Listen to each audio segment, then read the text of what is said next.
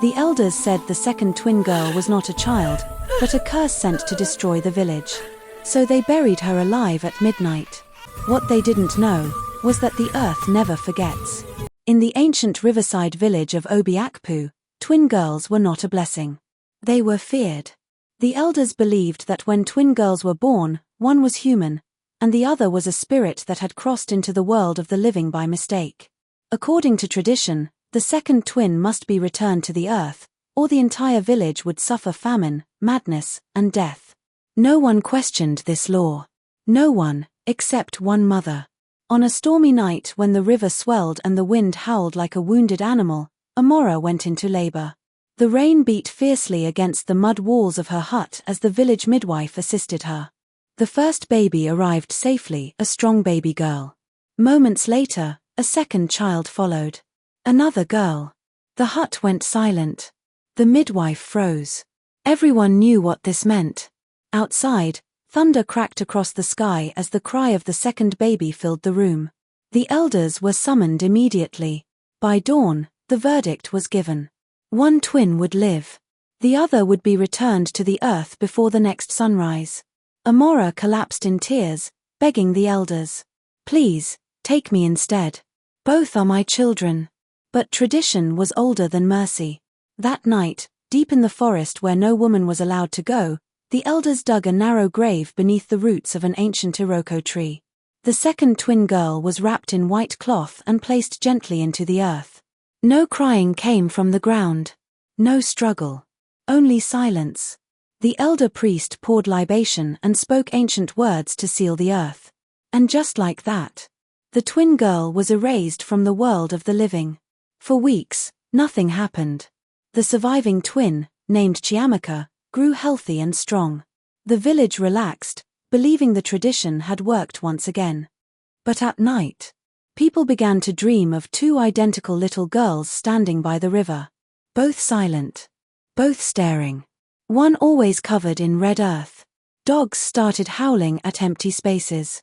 Crops began to wither in straight lines, as if something invisible walked through the farms every night. Then the deaths began. Not violent. Not sudden.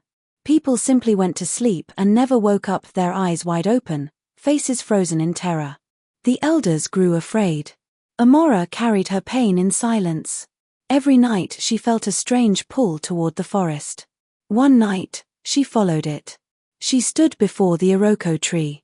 The ground was untouched. But she heard something else. Not crying. Not speaking. A heartbeat beneath the soil. Slow. Steady. Alive. Terrified yet desperate, Amora told no one. She returned every night to listen.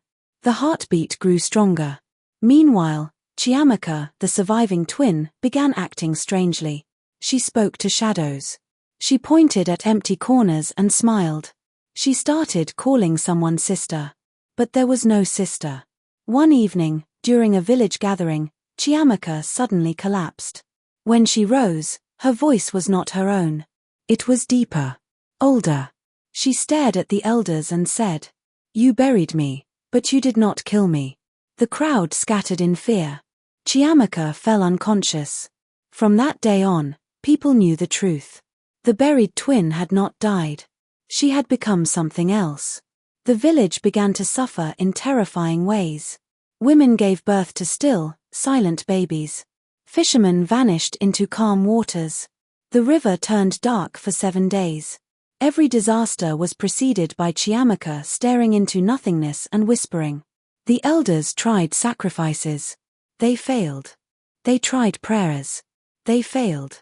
Finally, the oldest elder spoke the truth they all feared. The tradition was broken the moment the mother's love followed the child into the earth. One night, during a violent storm, Chiamaka was fully possessed. The buried twin spoke through her, not with anger, but with cold clarity. "I was not meant to die. I was meant to walk between worlds. You chose silence over truth. Now I choose balance through suffering." The spirit did not want revenge. It wanted recognition. It wanted the village to admit the truth. The tradition was wrong. The spirit gave the village one choice. Either 1. dig up the buried twins' remains and give her a proper burial as a child, not a sacrifice.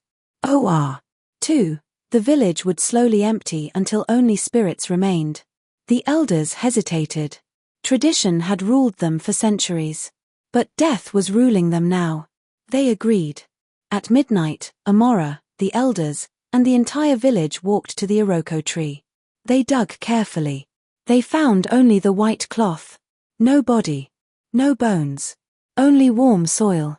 The spirit was no longer tied to the grave. Amora collapsed in grief. The elder priest finally admitted aloud. "We were wrong." The moment those words left his mouth, a violent wind swept through the forest. Trees bent. The river roared. Then, silence. The deaths stopped. The crops slowly returned. But Chiamaka was never the same. Sometimes she spoke like two people. Sometimes she stared into mirrors and touched her reflection. And sometimes, on quiet nights, villagers still see two identical little girls walking side by side near the river. One in white. One dusted with red earth.